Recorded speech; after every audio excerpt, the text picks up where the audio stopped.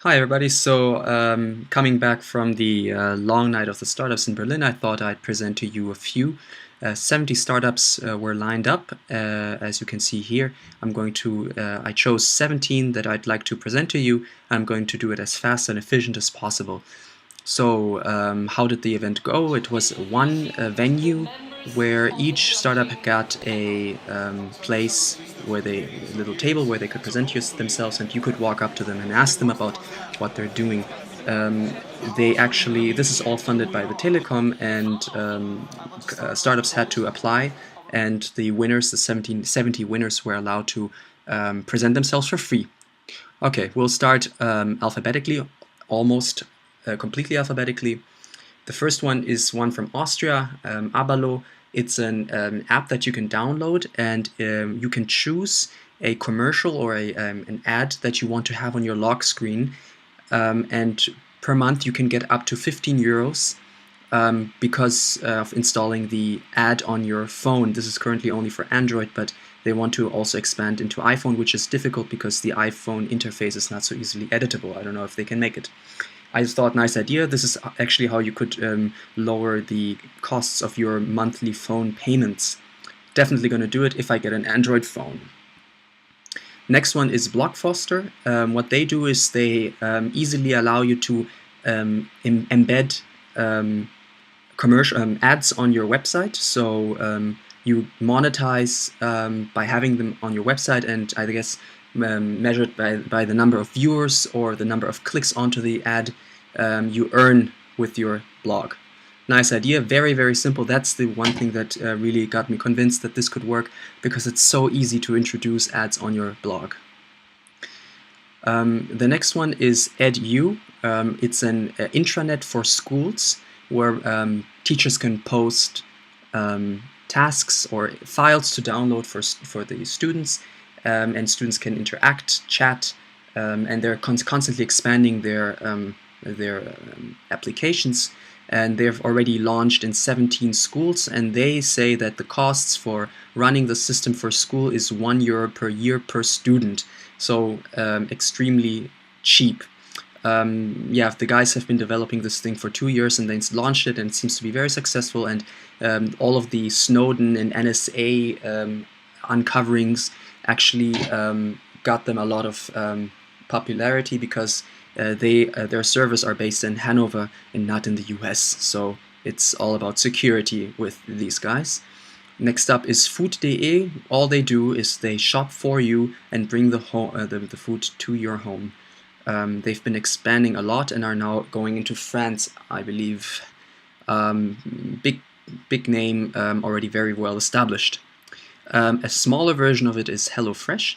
So what they do is they offer recipes, and the recipes explain how you cook it, of course, and what ingredients you need. And if you want to cook exactly that, you can order the ingredients, the necessary ingredients for that dish directly to your home in a little box, and it's nicely done, it's well packaged and nicely presented, and it's a way of eating healthy and very variable. You can have a subscription of 50 euros for two people per month. You can also go up for 4 people for 80 euros or something like that. Very transparent price categories and price settling, and yeah, very successful and very pleasing, and it creates a wow effect when you hear of it, and it seems to be working quite well, and they cater Germany-wide. Now we come to an app. It's called Freestyle, STYL, and it is basically a geolocation real-time music event app. So you basically open it and you immediately see what kind of music events are happening around you now or in the near future. Very, very nice user interface, very fast to just see what's going on, for instance in Berlin, now in Berlin. I think they also exist for Munich. And the cool thing is that there are many functions integrated, like booking a ticket. You can easily do it within the app. It's just very, very easy to handle. That was the main takeaway from this. That's so easy to use.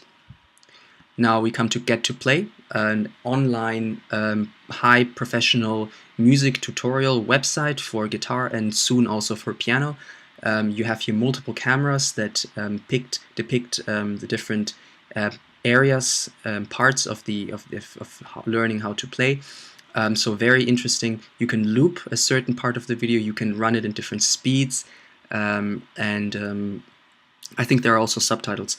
Now, the second part of this website is Find Teachers.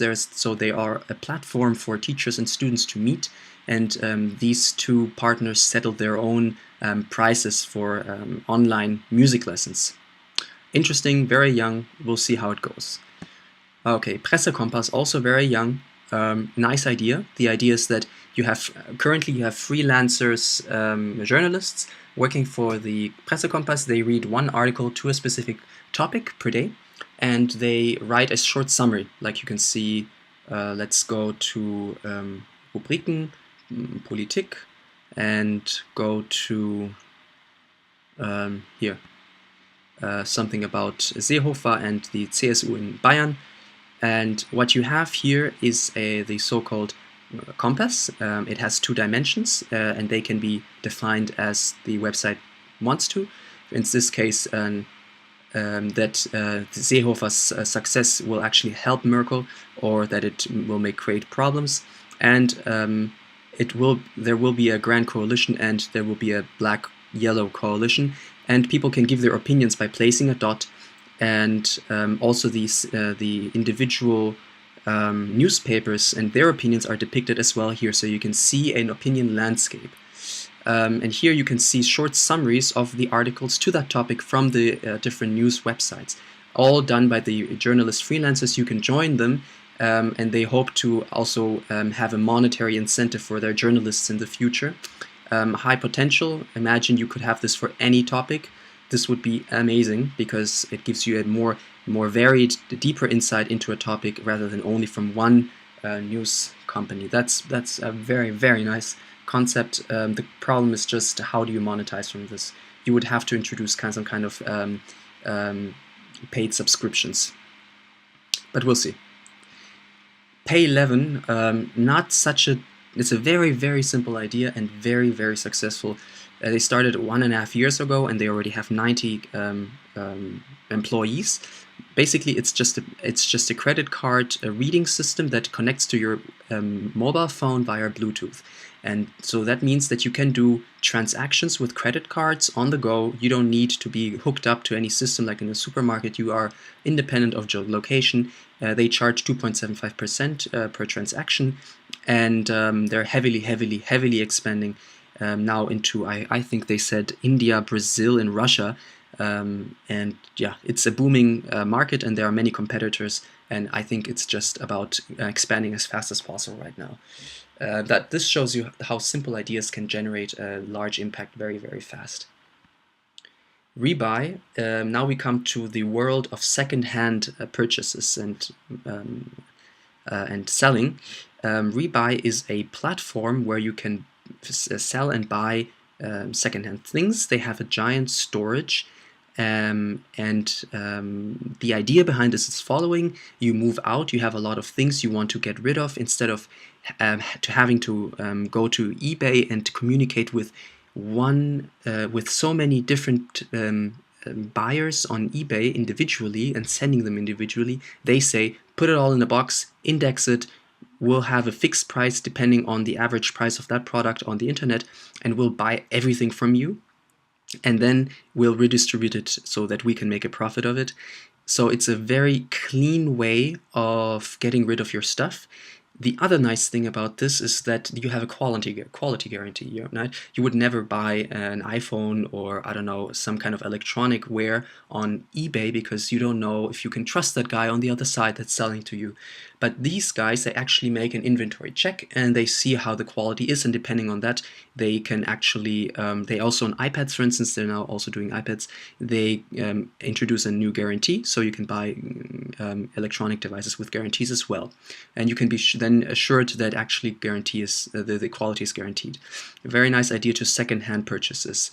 Continuing with the second-hand idea, Einfachkind is a website by a mother who has a child and thought, well, I want to get rid of all these things that my child has grown out, and since children grow so fast, their clothes are still fine because they haven't been used so often. So she thought a marketplace for toddlers' clothes would be very, very interesting, and she came up with this idea where she also has a storage place and she buys things from other people, makes a quality check, makes the pictures, puts the price tag on, and resells them. And I think this is an idea that can simply that cannot fail because it's such a clean idea, and the quality assurance is great, and you can browse by color, by size, by gender, and you can easily find something for your kid for probably less money because clothes for kids are always very expensive. Now we come to, what is this? Oh yeah, Places with double C. It is basically a way of finding the right venue for your event. You can enter certain data like I have so many guests and I need a stage with musicians and tech, or it's more a wedding or some kind of party room, and they find the right places for you. So there is a service website that alleviate you the work of finding the right place for your event. Nice idea, also exists in Munich. Now we come to a fun startup. It's called Sugarfari, and this is a single guy, a parent, a father who now has a son, as I learned, and he traveled a lot and made contact to many people around the world who sell candy. So he has this online shop where you can buy candy from around the world. Very fun idea, very original idea, and they also sell gift cards. So this is probably the way I will use this website.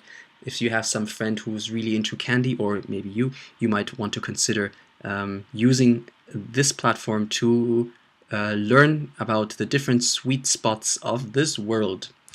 Okay, sure now, similar to what we did at CDTM, it's a single guy, a student actually, who studied economics and informatics, and he offers insurances on a short-term basis for very specific events. And the interesting thing is that he's not a bank, but a single person who started with his own capital. So you see that these offers are actually also possible if you are a single person rather than a big company or a big bank.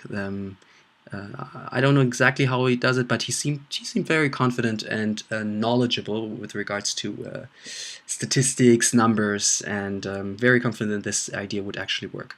So it exists, it's out there.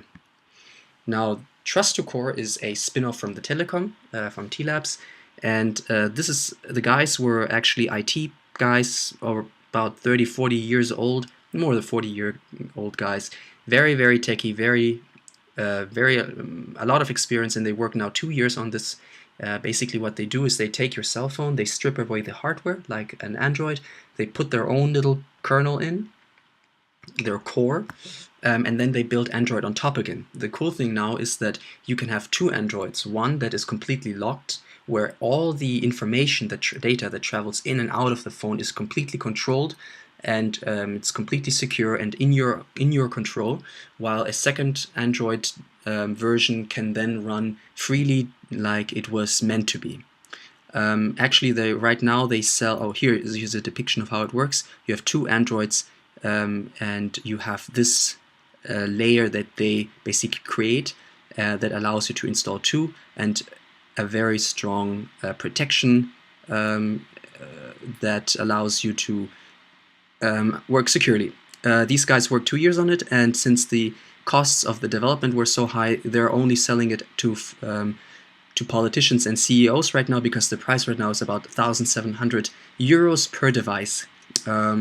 At some point, if they have the money, they want to offer this as well to normal people like us that actually don't have money.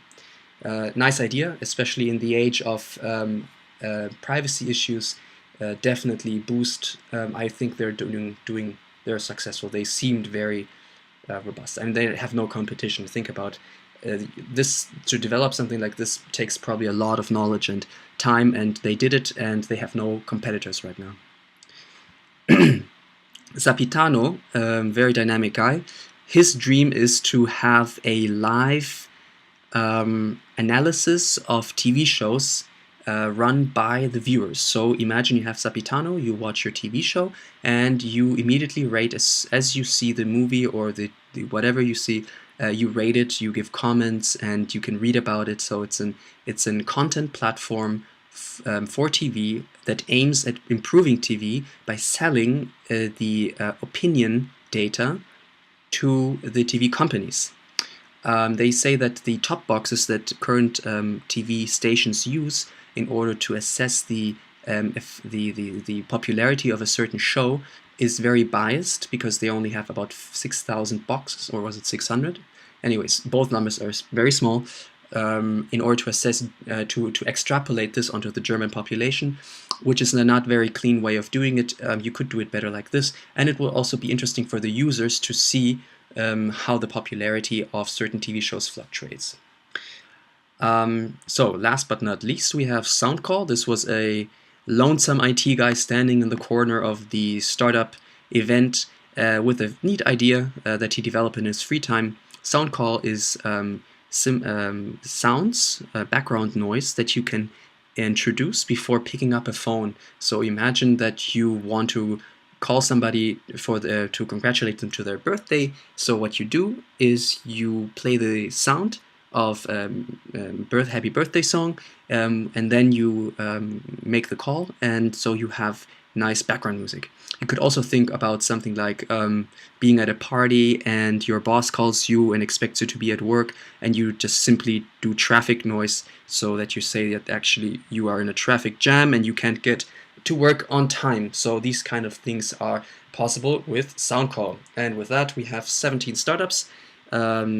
Discussed 17 startups. There are many more if you go to the website at startupnight.de, and you can check them out. I only selected the ones that I thought were interesting, but many I actually may not have understood the value of it behind it, and some I haven't even visited, so a lot to see. It was a great event. I liked it very much, and maybe we can repeat this if it happens next year, so we can go up there together and see, or maybe have a similar event in Munich. Who knows? All right, that's it for now. I hope you liked it.